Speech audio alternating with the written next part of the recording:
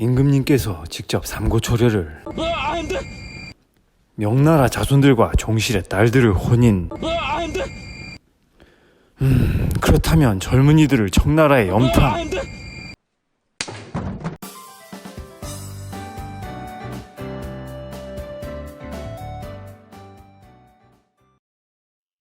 어서오세요. 국어의 모든 건 나란마싸입니다. 네, 이번 시간에는 허생전 세 번째 시간입니다. 이번에 허생전이 다 끝날 것 같습니다. 자, 그럼 바로 본문 들어가도록 하겠습니다. 조선에 돌아오자마자 남은 50만 양 가지고 나라를 두루 돌아다니면서 가난하고 의지할 곳이 없는 사람들을 도와주었다고 얘기가 되어 있는데요. 이것은 빈민구제라고 볼 수가 있겠죠. 비상고등학교 교과서에는 이것이 어떤 허생의 이인다운 면모라고 볼 수가 있겠다고 얘기를 하고 있는데, 그렇다고 볼 수도 있을 것 같아요. 이인다운 면모. 자, 그 다음에 이 돈으로 변부자한테 빌린 돈을 갚아야겠다 하고, 나를 알아보시겠소? 하고 변부자를 찾아간 거예요. 변부자는 허생의 얼굴을 찬찬히 살펴보더니 말했다. 자네 얼굴빛이 전보다 조금 더 나아진 것이 없으니 만냥을 고스란히 잃은 모양이군. 라고 변부자가 얘기한 거예요. 변씨가. 자, 그러면 여기에서 알 수 있는 건 변씨는 성공 여부를 뭘 가지고 따지는 것이냐? 얼굴빛 가지고 따지는 것이죠. 그죠? 그래서 이렇게 적어 보았습니다. 세속적인 기준으로 허생의 성공 여부를 짐작하고 있죠. 그러니 허생은 껄껄껄 웃죠. 재물 때문에. 얼굴빛이 달라지는 것은 그대 같은 장사치들이나 하는 일이요. 요 장사치들이라는 표현들이 우리로 하여금 많은 생각을 하게끔 만듭니다. 이 장사치들, 이걸 왜 네모 표시했냐면요. 이 장사치라는 말 자체가 상당히 좋지 않은 말이에요. 장사하는 사람들을 상당히 낮잡아 이르는 말인데, 그 상인들에 대한 양반의 인식이 드러나는 부분이라 볼 수가 있다는 것이죠. 거기에는 허생 또한 포함이 되어 있다는 것입니다.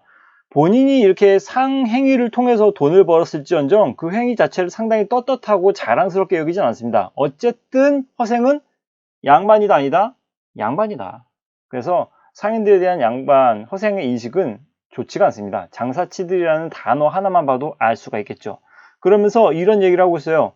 돈 만냥이 어찌 돌을 찌울 수 있겠소? 라고 얘기합니다. 돈 만냥이란다면 그러니까 얘는 뭐냐면 사실 재물이라고 볼 수가 있는 거잖아요. 그러니까 굳이 비교하자면 이 재물과 그 다음에 허생이 좋아하는 긍정적인 의미인 도, 허생이 부정적으로 생각하는 이 재물, 이 둘은 서로 대조적 관계라고 볼 수가 있겠죠.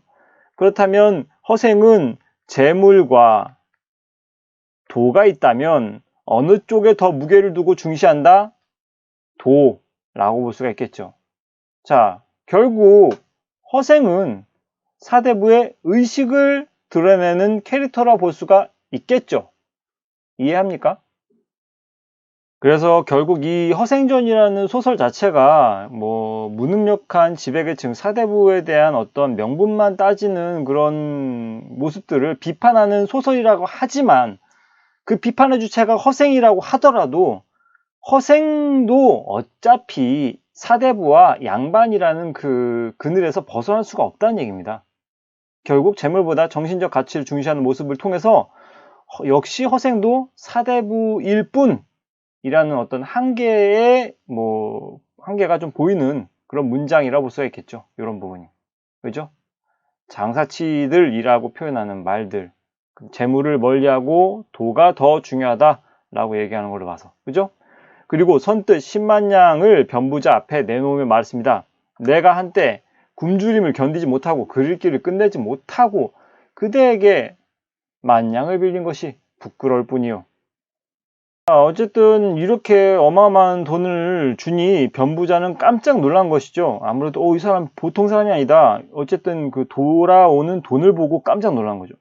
그리고 그때 빌려준 돈에다가 10분의 1의 이자만 덧붙여 받겠다고 하였다. 이 사람은 원래 원칙이 돈을 빌려주면 10분의 1의 이자만 덧붙여 받는 게 원칙이었나 봐요. 그래서 그렇게 하려고 했는데 허생은 화를 벌컥대며 그대가 어찌 나를 장사치 취급한단 말인가? 라고 얘기하고 있습니다. 여기서 또 장사치 또 나와요. 그죠? 장사꾼을 낮잡아 이르는 말인 장사치라는 표현이 등장한 걸로 봐서 역시 허생은 양반이다. 됐죠? 자, 근데요, 이 부분 의외로 시험 문제 많이 출제되는 지문입니다. 그러니까 허생이 뭐 장사치 취급한단 말인가, 요 부분 많이 시험 문제 출제되는 걸 봤어요. 예, 그래서 요 부분 좀 잘 보세요. 어쨌든 여기서도 이렇게 썼습니다. 사대부의식 두 번째, 상인계층을 무시한다 라는 거. 소위 말하는 장사치로서 변씨가 있고, 그 다음에 양반으로서 허생이 있는데, 허생이 굶주림을 참지 못해 장사치에게 돈을 갖다가 빌렸죠. 그죠? 그 다음에 돈을 벌어서 양반인 허생은 상행위를 통해서 이제 돈을 많이 벌었기 때문에 다시 돈을 돌려줍니다. 돈을 돌려주는데, 돈을 빌릴 때는 어떤 이득이 있어야 되잖아요. 그걸 이자라고 하잖아요. 어쨌든 이자를 쳐서 돈을 갖다가 이렇게 받는 게 원칙인데, 돈 플러스 이자. 근데 이렇게 돈 플러스 이자를 받으면 돈 플러스 이자를 주거니 받거니 하는 어떤 장사치의 원칙대로 돈 플러스 이자를 받게 되면은 양반인 허생 또한 같은 장사치가 되는 느낌을 받는다 그거예요. 근데 난 장사치가 되는 걸 원치 않는다는 거죠. 그러니까 돈의 이자의 개념이 아니라 그냥 막대한 돈을 받아라. 상관없으니. 이 막대한 돈은 허생에게 있어서는 어떠한 존재냐면요. 사실 멀리 해야 할 부정적 대상이에요. 그러니까 그냥 돈을 다 그냥 장사치한테 줘버린 거예요. 나 이런 거 필요 없어. 너 가져버려. 이런 건 니네들이 좋아하는 거 아니야. 라고 하면서 돈 다 줘버리는 거예요. 근데 변씨가 저는 그냥 원래 돈 빌리고 받을 때는요. 그냥 이자 10분의 1만 쳐서 받거든요. 그래서 그렇게 받을게요. 그러니까 허생이 화가 나는 거죠. 아니 니네 원칙대로 지금 돈을 갖다가 내가 너랑 거래를 하면 나도 똑같은 장사치란 얘기야? 에이, 기분 나쁘잖아. 나 양반이야. 어디 지금 너랑 같은 취급하고 있어? 라고 생각할 수 있다는 것이죠. 됐죠? 그래서 화가 난 거예요. 허생이. 화가 난 이유 알겠죠? 그래서 허생이 화가 난 이유도 좀 알아두는 거 좋을 거예요. 네, 그 다음 넘어갈게요. 확 소매를 뿌리치고 나가버렸습니다. 네, 보통은 이렇게 돈 빌려줬으면 감사합니다 하고 이자 쳐서 이렇게 돌려주고 이제 예의 바르게 나와야 되는데 기분 나쁘게 나가요. 네, 어쨌든 양반인지라. 그리고 변부자는 붙잡아 소용없을 줄 알고 뒤를 따라가 보았고요. 따라가 보니까 뭐 초가집으로 돌아왔고요. 그래서 그 빨래하고 있는 누군가한테 물어봤어요. 저 집 누구 집이요? 그러니까 허생은 댁이요. 가난 살림에 글만 있더니 하루아침에 집을 나가 5해가 지나도록 안 돌아온다고. 그동안 5년이 지났어요. 네. 상행위를 통해서 돈을 벌고 빈섬에 가서 이제 이상 세계를 건설하고 돌아온 게 이제 5년이 된 거예요. 그래서 어쨌든 그 부인 있잖아요. 애초에 이야기 시작 부분에 허생을 그렇게 비판하던 부인, 밖에 나가서 돈 벌어라! 라고 했던 작가의 입장을 대변했던 그 부인은 집에서 혼자 남아 집 떠난 그날을 제삿날로 알고 지낸 다우 쯧쯧쯧 이렇게 했대요. 자, 그러고 나서 변부자는 어쨌든 집을 알아냈으니 다시 또 가지고 가서 이제 돈을 돌려주려 했는데 허생은 끝내 받지 않았습니다. 이것도 우리는 좀 참고할 필요가 있어요. 이 돈을 끝내 받지 않았다는 것에서 우리는 무엇을 할 수 있냐면 사적인 재물 소유에 대한 허생의 부정적 태도, 이것은 성리학적 사고라고 볼 수도 있을 것 같아요. 네. 결국 양반이라니까요. 네. 그래서 내가 부자가 되고 싶었다면 굳이 100만 냥 다 버리고 10만 냥을 갖겠소. 그렇다면 이제부터 그대에게 의탁한다. 좀 의지한다는 얘기죠. 밥을 먹겠으니 와서 나를 좀 돌봐주시오. 그저 식구 수만큼 양식과 옷을 대어주면 그만이요. 그 이상의 헛된 재물을 가지고 부질없이 마음을 괴롭히고 싶지 않소. 라고 얘기하고 있습니다. 자, 이쯤에서 이제 허생의 그 이중적 재물관에 대해서 한번 구체적으로 정리하고 넘어갈게요. 자, 이렇게 정리해봤습니다. 개인적 측면과 사회적 측면에서 허생은 이중적 재물관을 취하고 있어요. 이중적이라는 것은 좀 다르다는 얘기입니다. 개인적인 측면에서는 아주 부정적인 입장을 띄고 있어요. 왜냐하면 정신적인 도를 추구하는 데 도움이 되지 않는다. 사실 얘는 나를 유혹하는 어떤 요소일 뿐이지 얘를 좀 부정적인 요소를 좀 멀리 해야 된다. 나랑은 좀 멀리 좀 떨어뜨려 놨으면 좋겠다. 라는 식으로 이 재물을 별로 좋아하지 않는 어떤 양반 그 자체로서의 어떤 모습을 보이고 있죠. 그죠? 근데 사회적 측면에서는 이게 돈이 필요하다고 생각하고 있어요. 빈민구제와 나라의 부강을 위해서 필요하다라는 어떤 긍정적 입장이 보이긴 보여요. 왜냐면 앞서 얘기한 부분에서 허생이 나라를 두루 돌아다니면서 가난하고 의지 없는 사람을 구제했다고 얘기했잖아요. 그죠? 그러니까 그 돈이 있었기 때문에 사람들을 구제했거든요. 그러면 돈을 긍정적으로 쓴 입장이라 볼 수가 있는 거예요. 그러니까 허생은 이중적 재물관을 가지고 있다고 볼 수가 있는 겁니다. 그래서 이렇게 이 둘은 대조적인 어떤 측면을 가지고 있다. 근데 이 개인적인 측면에서 돈을 부정적으로 생각했기에 변 씨에게 화를 낸 것이죠. 그래서 변 씨에게 화를 낸 이유를 정리해 본다면 이런 것입니다. 일단 허생은 양반의 입장이지만 어쨌든 아내가 돈 벌어라고 해서 나가서 돈을 벌었습니다. 상행휘, 그러니까 장사를 통해서 어떻게 돈을, 상당히 큰 돈을 벌긴 벌었죠. 큰 돈을 벌긴 벌었습니다. 그렇지만 어쨌든 그래도 이 허생이라는 사람의 본질은 장사치가 절대 아니고 양반이잖아요. 그죠? 양반인 거예요. 그리고 이 사람의 그 허생의 마인드에는 아무리 상행위를 해서 큰 돈을 버는 어떤 장사치와 같은 행동을 했을지언정 허생의 마인드에는 어떤 것이 들어가 있냐면요. 사, 농, 공, 상의 마인드가 확실히 자리 잡혀 있는 거예요. 그 중에서 최고 높이 위치에는 이 사, 즉 양반이 존재하고 있다는 마인드를 확실히 가지고 있는 캐릭터가 바로 이 허생이라는 사람입니다. 때문에 허생은 4대 부로서의 자존심을 가지고 있는 사람이에요. 자존심. 나 양반이야. 이거 왜 이래? 라고 자존심을 가지고 있는 거예요. 그리고 이 사람의 허생의 목표. 허생, 당신의 목표는 뭐야? 라고 얘기한다면 이 사람은 뭐에 있다? 앞서 첫 번째 시간에서도 얘기했지만 먹고 사는 문제에 관심이 있다? 아니에요. 생계에 관심이 있다? 그게 아니라니까. 뭐에 관심이 있다? 오로지 독서, 글에 있다. 이렇게 글 읽는 것에 있고 돈은 절대 아니다. 그렇게 생각하고 있는데 이 변 씨가 나는 10분의 1의 이자만 쳐서 받습니다. 다 필요 없어요. 라고 하니 아니 내가 당신과 같은 장사치야? 라고 화가 나는 거죠. 당신들 장사치들끼리의 어떤 이자 10분의 1의 원칙 그걸 나한테 적용하지 마. 나는 장사치가 아니니까 난 양반이야.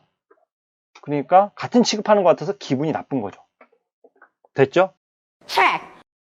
그래서 다시 돌아와서 여기 이 부분 있잖아요. 이 부분은 좀 지켜볼 필요가 있습니다. 그저 나는 많은 거 바라지 않고 식구의 수만큼 양식과 옷을 대어주면 그만이요 라고 하는 이 대사 부분에서 지금껏 많이 등장했던 실제 존재했던 고전 시가에서 많이 나오는 어떤 양반들 사대부 계층, 특히 조선 전기의 지배계층이 추구하는 어떤 가치가 나와요. 그게 무엇이냐면 재물이 많이 필요 없이 그저 적은 것을 가지고 만족하며 살아가는 것을 뭐라고 얘기하냐면 아는 친구들 알 거예요. 뭡니까? 둘 다 아니에요. 두 가지를 말할 건데 둘 다 아닙니다. 분지족, 그 다음에 안빈낙도.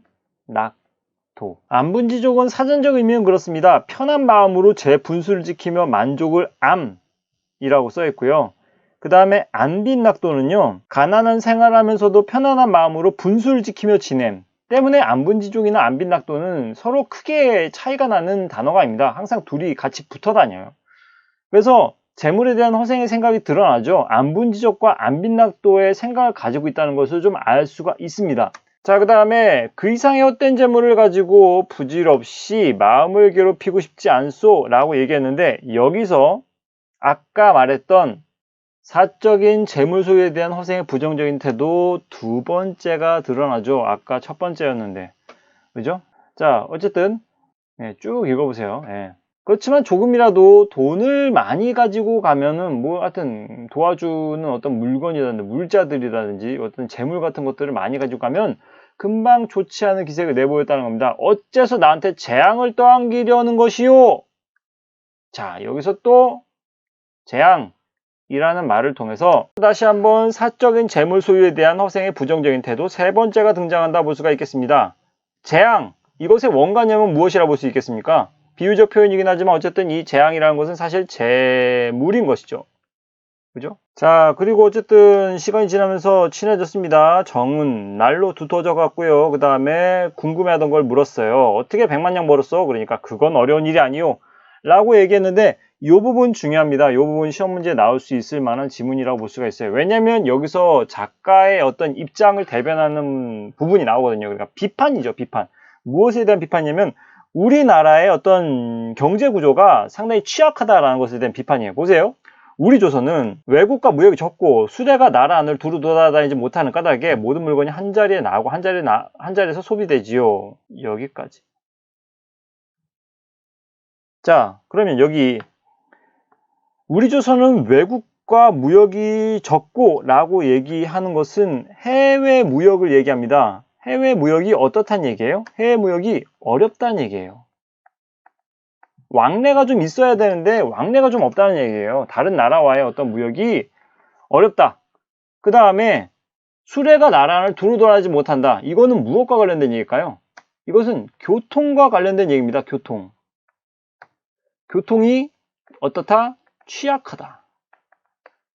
교통이 취약하기 때문에 뭐가 어렵다? 국내 유통이 어렵다.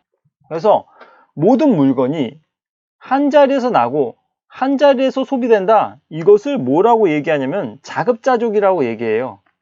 자급자족의 경제 구조를 가지고 있는 것이죠. 자급자족이라는 말의 뜻이 뭡니까? 뭘까요?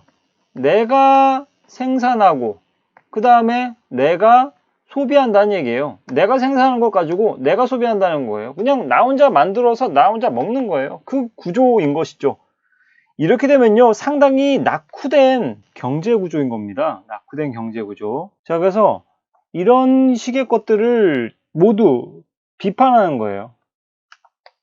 그래서 자, 이렇게 정리를 해본다면 자습서에 나와 있는 내용 그대로 옮겨 적었습니다. 고등학교 자습서의 내용입니다. 당시 조선 경제 현실은 배가 외국에 통하지 않고 수레가 나라 안에 다니지 못하고 무라가 제자리에 나서 제자리에 사라지기 때문에 무역이 어렵고 국내 유통이 어렵고 낙후된 자급자족식의 경제 구조를 가지고 있다는 얘기죠. 자, 이것을 통해서 말하고자 하는 건 이겁니다. 결국 무엇을 얘기하는 거냐면 그래서 결국엔 한 사람의 매점에서도 흔들릴 정도로 규모가 작고 기반이 취약한 조선의 경제적 현실을 비판한다고 볼 수가 있겠습니다. 됐죠? 그거 이외에는 밑에 쭉 한번 읽어보세요. 네.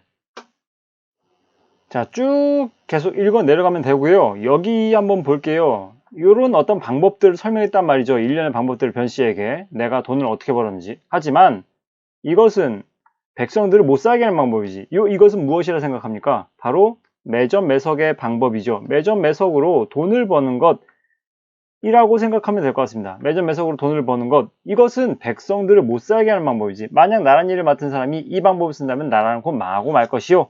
라고 얘기했습니다.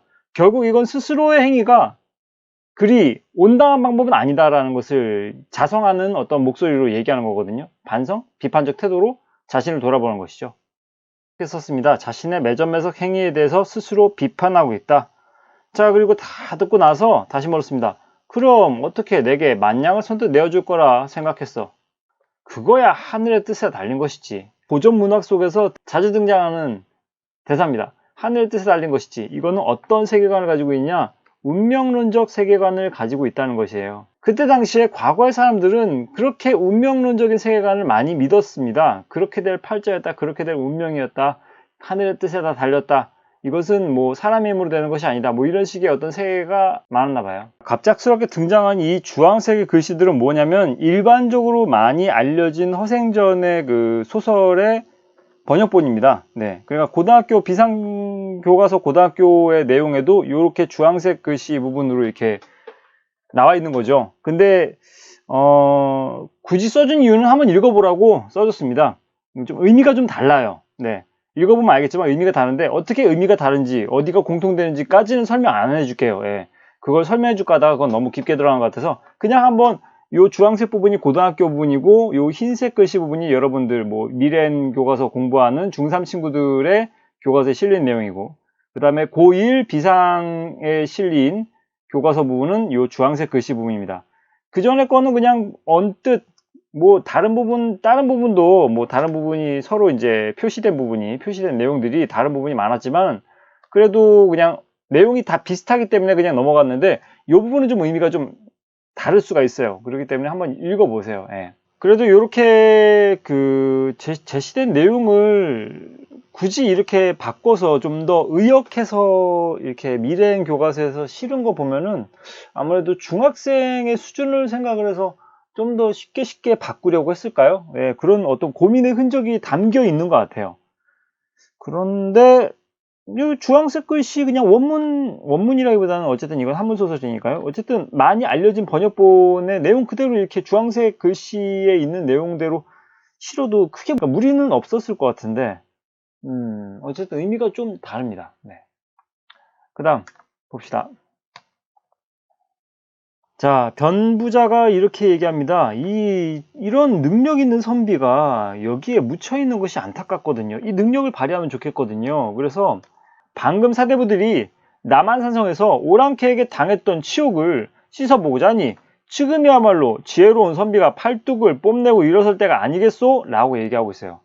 물론 지금 요 내용과 선생님이 읽은 내용은 다르겠죠. 선생님이 읽은 부분은 비상 고등학교 국어 교과서에 실린, 그러니까 일반적으로 많이 알려진 허생전의 해석본입니다. 네, 요렇게 얘기를 하고 있어요. 뭐 별 차이는 없겠죠.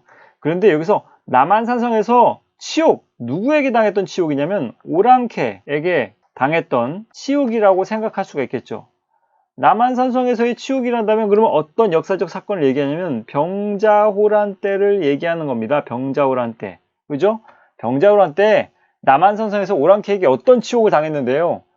우리나라 임금이 남한산성에서 포위돼가지고 47일 동안 버티다가 나와서 삼전도의 굴욕을 당했잖아요. 그죠? 머리를, 이마를 뭐 진짜로 피를 쏟을 만큼 쾅쾅 부딪히면서 굴욕적인 어떤 예를 취했는지 모르겠지만은 군신의 관계를 강제로 맺었습니다. 그죠? 그게 오랑캐에게 당했던 치욕이라 볼 수 있는 거잖아요. 이 오랑캐는 누구를 얘기합니까? 바로 청나라를 얘기하겠죠. 그죠? 일전에도 한번 쳐들어왔었어요. 정묘호란. 그죠? 그때는 형제 관계를 맺자고 했는데 거절해서 전쟁 났고 군신 관계를 맺자고 이제 요구했는데 역시 또 거절해서 이렇게 청나라가 쳐들어와서 남한산성의 치욕을 당했습니다. 뭐 그것과 관련된 얘기는 참 하고도 많아서 굳이 더 설명하지 않겠습니다. 네. 아니면 여기 남한산성 영화 봐도 괜찮아요. 네. 관련된 영화 저기 이병헌 씨하고 저기 김윤식 씨 나왔던 영화 있거든요. 정말 잘 됐습니다. 그 영화. 남한산성 영화 봐도 네, 역사적 배경의 지식을 쌓는데 참 도움이 되겠죠. 어쨌든 그 치욕을 씻으려 하고 있다 라고 얘기하고 있어요. 지금 이런 얘기를 변 씨가 하는 걸로 봐서는 선생님이 1편 허생전 1편 강의에서 얘기했습니다. 이 허생전이라는 이야기가 진행되는 배경이 시간적 배경이 언제다? 효종 때라는 얘기예요. 효종 때. 인조는 끝났고 효종 때. 네. 효종 때 무엇을 얘기했다고 했어요? 북벌론. 야, 우리가 상당히 치욕스럽게 당했는데 청나라 쳐들어가야 되지 않겠냐? 북벌론 얘기했었던 때라고 얘기합니다. 그래서 그 북벌론에 관련된 얘기를 하고 있는 거예요. 네. 그렇게 얘기하니 허생이 이렇게 대답을 합니다. 예로부터 묻혀지는 사람이 어디 한둘이요? 지금도 신기하고 뛰어난 재주를 가지고도 때를 만나지 못하여 산속과 바닷가에 묻혀 세월을 보낸 사람이 많지요. 그러니 오늘날 국정을 맡은 자들의 그릇을 알만하지 않소? 라고 얘기합니다. 그러니 이것은 국정을 맡은 자들에 대한 비판을 가하는 것이지요. 그죠? 인재 등용의 불합리성을 비판하는 구절이라고 볼 수가 있겠습니다. 근데 이 부분 보고도 좀 약간 미래엔 출판사에 좀 감탄한 부분은 중학생들의 수준을 생각을 해서 상당히 생략을 했어요. 네. 지금 허생의 얘기가 그러니까 사실 신기하고 뛰어난 재주를 가지고도 때를 만나지 못하여 산속과 바닷가에 묻혀 세월을 보내는 사람들의 예시를 허생이 2명을 예를 들거든요. 근데 그것에 대한 내용을 아예 삭제해버렸어요. 그냥 그런 사람들이 많다라고 얘기를 해버렸어요. 그리고 그냥 또 넘어가죠. 네. 근데 얘기해도 괜찮을 것 같은데. 네. 어쨌든 선생님이 정리해 주겠습니다. 네. 옆에 이렇게 정리를 해봤습니다. 일단은 지금 강력하게 비판하고 있는 굵직한 내용은 그겁니다. 조선의 인재 등용에 문제가 있다. 이렇게 뛰어난 인재들이 있는데 이들을 사실 발견하지 못하고 나라를 위해서 쓰지 못하고 있는 이런 현실, 이게 안타깝지 않느냐라고 허생이 얘기하고 있는 거예요. 사례로 든 인재가 2명인데요. 조성기하고 유영원입니다. 두 분 다 실존했던 인물입니다. 적국에 사신으로 보낼 만한 인재였다. 사신으로 보낼 만한 인재였다는 것은 상당히 외교 능력이 출중한 사람이라는 얘기죠. 근데 벼슬하지 않고 늙어 죽었고요. 유영원 씨, 군량을 조달할 만한 재능이 있으나 바닷가에서 자유롭게 살고 있다. 그러니까 이렇게 그냥 이 써야 될 인재들을 쓰지 못하고 있다라고 얘기하는 것이죠. 그래서 유능한 인재들이 많이 있는데도 불구하고 집정자들이 그들을 등용하지 않는 이런 현실을 비판한다. 조선의 인재 등용에 문제가 있음을 허생이 비판하고 있는 것이라 볼 수가 있겠습니다. 자, 그래서 나는 장사에 자주가 있는 사람으로서 내가 번 돈이 구황의 머리를 살 수 있는 만큼은 되었죠. 이 구황이라는 것은 되게 중요한 건 아니에요. 되게 중요한 건 아닌데 지금 얘가 사실 그 중학교 미래인 교과서에 있는 구황에 대한 해설과 그 다음에 비상국어 고등학교 교과서에 있는 해설이 달라요. 네, 두 가지 의미로 해석될 수가 있습니다. 그래서 선생님도 이걸 좀 고민해봤거든요. 뭐가 맞나? 근데 모르겠어요. 사실 둘 다 설득력이 떨어지는 건 아니기 때문에 둘 중에 어느 하나라도 사실 상관은 없어요. 왜냐면 결국 번 돈이 구황의 머리 살 수 있는 만큼 되었다는 얘기는 결국 내가 번 돈이 어마무지하게 많다는 얘기거든요. 그러니까 큰 의미 없습니다. 네. 그래서 이 구황의 의미, 뭐 중학생들은 아마 거기에는 이렇게 써 있을 겁니다. 뭐 청나라의 어떤 실권자라고 얘기되어 있는데 고등학교 교과서에는 구황에 대해 설명이 뭐라고 나와 있냐면 고대 중국에서 전국을 다스리기에 나누었던 9개 주의 왕. 9개 주의 왕. 네. 근데 일반적으로는 이 고대 중국에서 전국을 다스리기에 나누었던 9개 주의 왕으로 많이들 해석해요. 근데 사실 청나라의 실권자라고 얘기해도 네. 크게 해석에 그 무리가 없거든요. 네. 그것도 뭐 여기저기 조사해봐도 뭐가 더 많은지는 나오지 않았습니다. 네. 중요한 거 아닙니다. 네. 어쨌든 그만큼 돈을 많이 벌었다는 얘기입니다.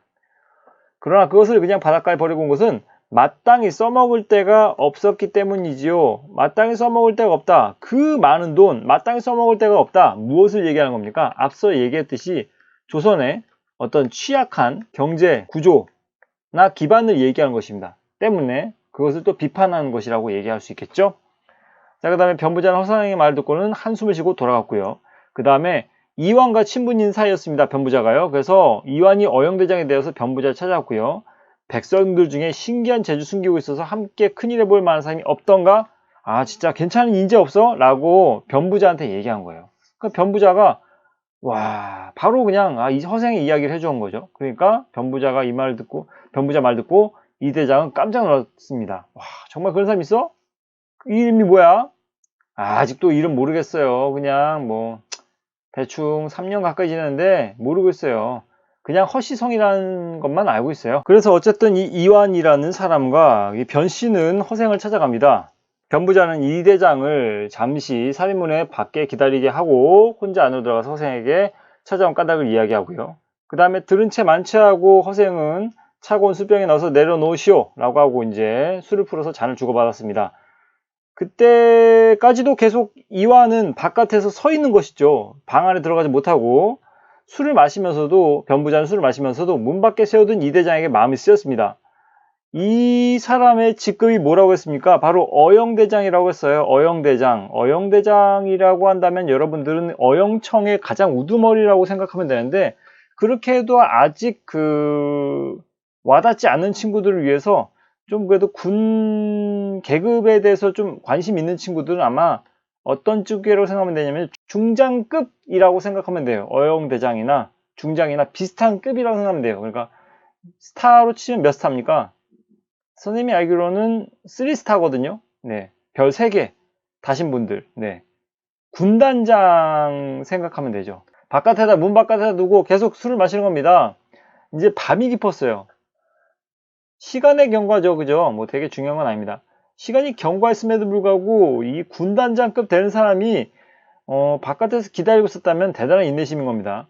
허생은 손님 좀 불러볼까? 그제서야 이제 허생이 이렇게 얘기하는 거죠. 그러나 이 대장이 방으로 들어와도 허생은 자리에 일어나지도 않았다.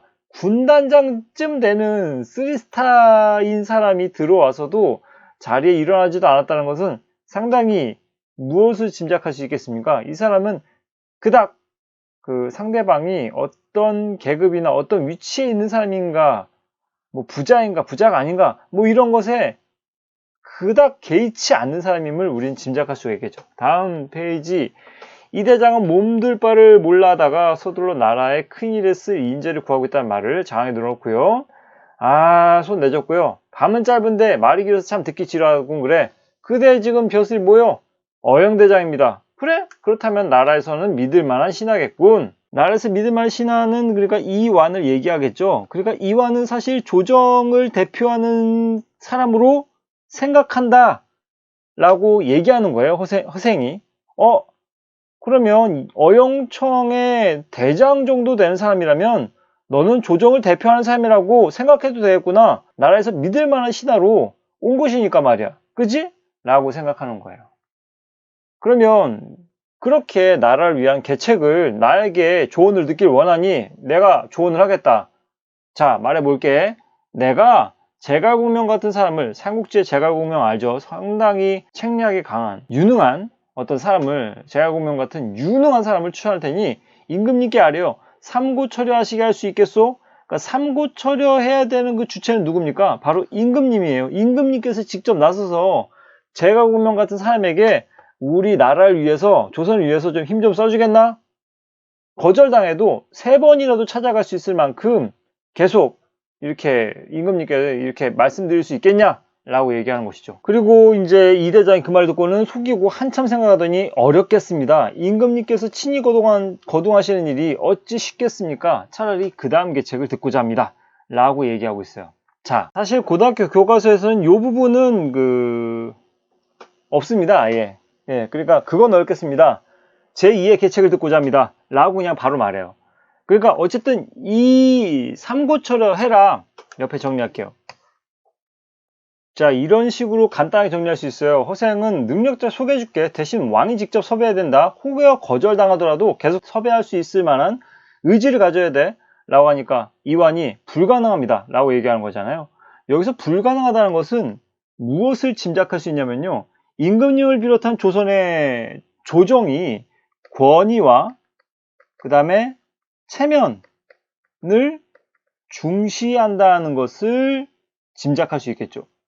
그래서 훌륭한 인재를 구하기 위해서 최선을 다하지 않는 모습을 이 말에서 짐작할 수 있는 거예요. 최선을 다하지 않는다. 인재 등용을 위해 최선을 다하지 않음을 우리는 짐작할 수 있는 겁니다.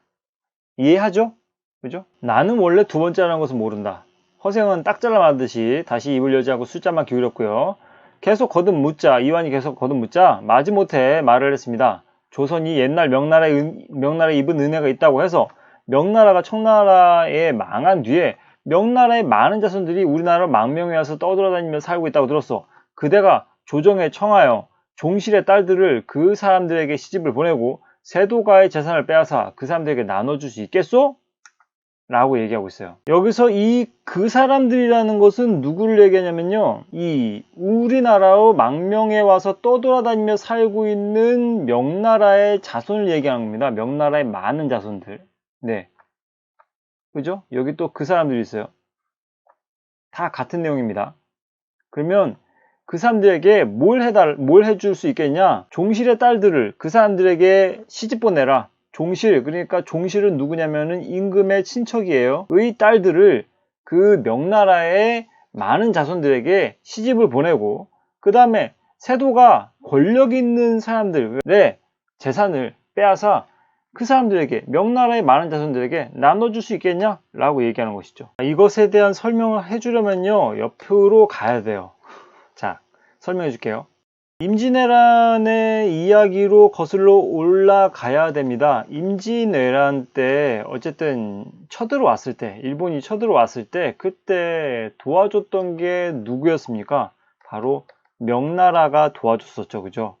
명나라가 우리나라를 도와주느라 명나라 또한 많은 피해를 입었던 것도 사실입니다. 사실 힘이 이게 쇠약해졌죠. 그죠? 자, 그와 동시에 이제 후금, 그러면서 이제 청으로 이제 상당히 나라가 커지고 힘도 강해진 청나라가 있었죠. 그때 우리나라 입장에서는, 조선이라고 해야 되겠죠? 조선 입장에서는 그때 당시 광해군이 임금이었어요. 근데 조선은 어디를 택해야 돼? 청나라는 힘이 강해지고 있고 명나라는 힘이 약해지고 있는데 어쨌든 이 둘은 상당히 그 군신의 관계를 맺고 있는 아주 긴밀한 관계에 있는데 근데 광해군이 봤을 때는 청나라의 힘이 너무 강해졌단 말이에요. 그래서 외쳤던 게 중립 외교예요. 중립 외교. 누구의 편도 들지 않겠다 라고 얘기한 거죠. 광해군이. 그래서 이것과 여러 가지 어떤 빌미를 삼아서 이제 인조가 인조 반정을 일으켜서 왕이 되죠. 그죠? 광해군에서 인조로 왕이 바뀝니다. 그리고 어쨌든 명나라와의 어떤 의리를 지키려고 막 되게 노력을 했었죠. 근데 결국 오랑캐 청나라에 오랑캐가 치고 들어와서 상당히 굴욕적인 패배를 안겨주죠. 그게 병자호란이죠. 자, 그래서 이 인조가 그 삼전도의 굴욕을 당한 것이겠죠. 그죠? 그리고 나서 이제 효종으로 바뀌어요. 북벌론을 주장합니다. 이 북벌론의 핵심은 무엇이냐면요. 청나라를 치자. 그 얘기입니다. 자, 이거예요. 명과의 의리를 지키기 위해서 청을 정벌하자! 라는 게 북벌론의 핵심입니다. 그게 효종 때 일어났던 것이고 지금 이 허생전의 이야기의 배경이 효종 때라고 얘기했잖아요. 그러면 어영대장을 비롯한 조정에서는 대부분이 이런 북벌론에 심취해 있을 때 아닙니까? 그러니까 명과의 의리를 지키겠다. 청을 정벌하자. 그러면 알겠다. 허생이 이러는 거죠. 요 두 가지가 허생이 제안한 그 계책이잖아요. 니네가 명과의 의리를 지킨다는 북벌론을 주장하고 있잖아요, 요즘에. 그렇다면 니네들 조정, 명나라 자손을 종실의 딸들과 결혼시키고 그 다음에 명나라 자손에게 권세 있는 집안의 재산을 나눠 주어라. 그럴 수 있겠니? 가능? 했더니 No! 그건 또 안 됩니다. 라고 얘기하는 거예요. 거 봐라. 그러니 너희들이 소위 말하는 이 북벌론의 주장은 어떻다? 의미 없다. 그 말이죠. 북벌계획이 허구적이다. 말이 안 된다. 그것을 지적하고 있는 것이죠. 야, 니네가 명과의 의리를 지키기 위해서 청을 정벌한다며. 그럼 명과의 의리 이렇게 지킬 수 있겠어? 근데 안 된대요. 그럼 야, 니네들의 북벌계획은 정말 의미 없는 게 아니냐? 말로만 외치는 거 아니야? 라고 허구성을 지적하는 것입니다. 그리고 명나라 자손에게 권세 있는 집안의 재산을 나눠주라고 얘기하는 것은 기득권을 폐지해라. 그들이 가지고 있는 어떤 권력을 좀 나눠라. 라고 얘기하는 거예요. 기득권 폐지를 주장하고 있는 것이죠. 하지만 그것 또한 안 된다고 얘기하죠. 그래서 또 이렇게 얘기하죠. 한참 생각하더니 어렵겠습니다. 지체 높은 종실의 어른들이 어찌하고 많은 신랑감을 두고 귀한 딸을 나라도 없이 떠도는 자에게, 나라도 없이 떠도는 자들, 이것도 다 똑같이 해볼까요? 어쨌든 다 명나라 자손들을 얘기하는 거예요. 그죠? 그들에게 시집 보내겠습니까? 명나라와의 의리를 지킨다며. 근데 그렇지 못하고 있죠, 또. 이것도 어렵다, 저것도 어렵다. 도대체 그럼 뭘 할 수 있단 말이오? 그럼 아주 쉬운 일을 한 가지 있는데 할 수 있겠어? 자, 여기서 요 부분이잖아요. 요 부분은 집권층을 비판하는 겁니다. 무엇에 대한 것을 비판하는 거냐면 무능함입니다. 무능함. 능력이 없는 것이죠. 할 의지도 없고. 그래서 이렇게 쓰면 될 것 같습니다. 집권층의 무능함을 비판한다. 사실 기득권층이나 임금을 비롯한 모든 이 집권층들이 이것 방향을 제시해도 안 된다 하고 저런 방법을 제시해도 안 된다 하니 실천하려는 의지가 없는 것인지 아니면 아예 무능한 것인지 모르겠으나 이들의 어떤 행태들, 모습들에 대해서 비판을 가하고 있다라고 볼 수가 있겠죠. 그러면 아주 쉬운 일이 한 가지 있는데 할 수 있겠소? 라고 하니까 그러면 말씀 좀 듣고자 합니다. 라고 얘기합니다. 그래서 이제 허생이 얘기하는데 이 부분 따로 읽어주진 않을게요. 꽤나 긴 부분으로 지금 서술이 되어 있는 부분이기 때문에 요걸 요약하자면 그겁니다. 첩자를 보내자. 첩자를 보내자. 왜냐면 이 청나라 사람들이 그래도 다른 나라보다 우리나라가, 우리 조선이 군신관계를 먼저 맺었기 때문에 청나라 입장에서는 우리 조선을 믿을 것이다. 때문에 우리 기득권층의 어떤 자녀들에게 되놈처럼 변발을 시키고, 변발 알죠? 변발이 뭔지. 요런 머리입니다. 요런 머리. 요런 머리 그 햇볕 쨍쨍 내리칠 때 그 정면으로 바라보면 내 눈! 네, 태양권을 쓰게 될 수 있습니다. 자, 어쨌든 이렇게 시키고 되놈의 옷을 입혀서 들여보내. 어쨌든 정탐하게 하는 거예요. 그러면 어쨌든 그들의 상황을 잘 볼 수 있고 기회를 엿본 다음에 이제 어쨌든 천하를 도모하자. 그러니까 청나라를 정벌하자. 정자오라는 데에서 복수해주자. 그 말을 하고 있는 것이죠. 결국 지피지기면 백전불태라는 말 있지 않습니까? 상대방과 나를 알면 위태로울 일이 전혀 없다. 그 말과 비슷한 거예요. 그러니까 정탐 보내자. 지금 너희들이 명분 그런 거 따질 때니 머리 깎고 이렇게 되놈의 옷 입혀가지고 정탐한 다음에 기회 노린 다음에 확 뒤집읍시다 라고 얘기하는 거예요. 그걸 마지막 방법이라고 제시한 겁니다. 근데 이 대장은 어리 빠진 듯 가만히 듣고 있다가 겨우 입을 열었다. 어리 빠진 듯이라고 얘기한 걸로 봐서는 그닥 반응이 좋지 않은 것 같죠. 그죠? 자, 결국 이완은 이렇게 얘기합니다. 사대부들이 모두 몸을 삼가고 예법을 지키는 마당에 누가 제 자식의 머리를 깎고 되놈의 옷을 입히겠습니까? 말했잖아요. 그죠? 자, 허생이 상대하고 있는 사람들은 누굽니까? 정말 성리학을 원칙으로, 가장 기본 원칙으로 삼고 있는 명분을 중시하는 양반들입니다. 사대부 집안의 기득권층이란 말이죠.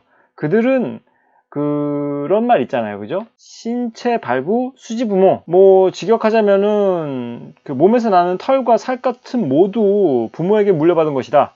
결국 이 털과 살갗을 모두 소중히 여기는 것이 효도의 시작이란 얘기인데, 그러니까 그 머리카락을 자르겠냔 말이죠. 안 자른단 말이지. 그래서 여기서 허생이 비판하고자 하는 현실 세 번째가 있습니다.